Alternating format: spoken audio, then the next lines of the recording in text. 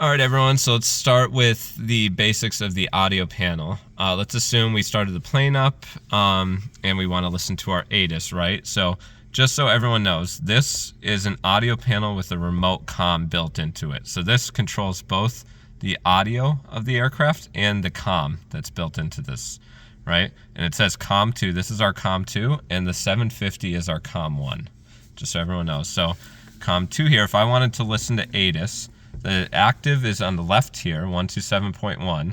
So what I can do, let's switch over to there. And now this would allow ATIS to be going through, and you would hear that. So now let's say you listen to ATIS, and now you want to switch over to ground. This little button on the bottom here that shows the arrows next to it, you click that, and that swaps the frequency. So this is the standby now, and this is the active frequency. And notice what I did here, where this says X2 and X1, this stands for transmit 1 and transmit 2. When this is on X2, that means I'm transmitting. When I push the talk button, I'm talking to ground right now, right? And so it's different from here. If I press the X1 now I'm talking on Comm 1, the 750, and my active is 118.9 tower. So that's very important, just so you understand that the Comm 1 is the 750, and in order to transmit on that, I need to press the X1, right? And if I want to transmit on X2, on the Comm 2, I press that.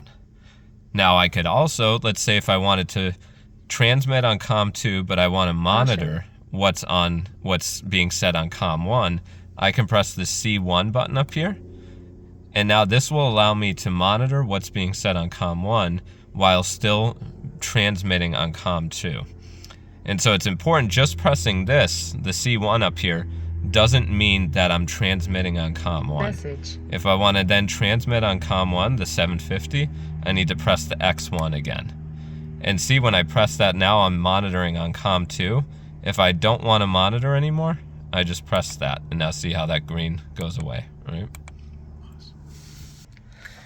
All right, just so everyone knows, in this airplane, we only have one nav. And so what that means is we have one radio, the 750. It's actually a GPS, comm, and nav unit all in one unit. So this nav here, this is what allows us to select a navigation radio frequency, right? And so this is how, for example, 113.0, this is the Barnes VOR that's in there right now, right? And so let's say this is in our active, and see, it identifies it up there. It says nav BAF ID.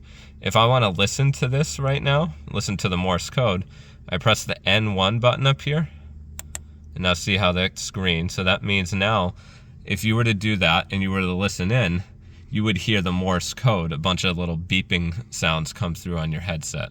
Now this might not, the Barnes VOR might be out of service, but let's say if you were to put in Chester right now, and you click nav N1, you would hear, if you were up in the air, you would hear the Chester Morse code.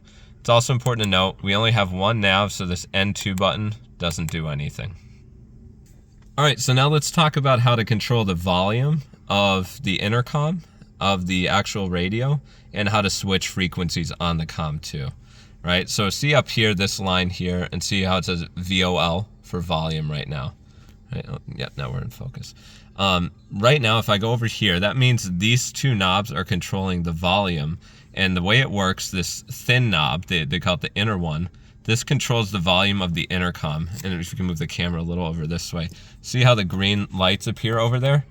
That tells us, obviously, it's all the way up here, volume's all the way up on the intercom. If it's all the way down, then there's no volume on the intercom. And what that actually means is the intercom volume, so how you and the others hear each other, right, in the cockpit. So now this outer knob, this thicker one, if I turn this controls the volume of the Comm 2, this remote comm that's built into this unit. This controls the volume of how loud you hear ground or whatever frequency you're tuned to, right? And same deal, it shows you the indication of how high it is up here, right? If I turn this, yeah. So we'll leave it there. And the next thing, so if I click this now, see how it says vol? If I click that, see how that switches to freak? There's a VOL and FRQ for frequency. Now see how this is underlined now. if I turn this, right, the knob again, if I turn the inner thin one, this controls the decimals, right? You can see that. If I move the thick one, the outer knob, it controls the, that number there. So let's go back to 127.1. And now again, if I want to swap this into the active, this is the standby here. I press this bottom one with the arrows, and I can press it again, this swaps between them. And so again, this button up here switches between volume and frequency control with this knob over here, these two knobs.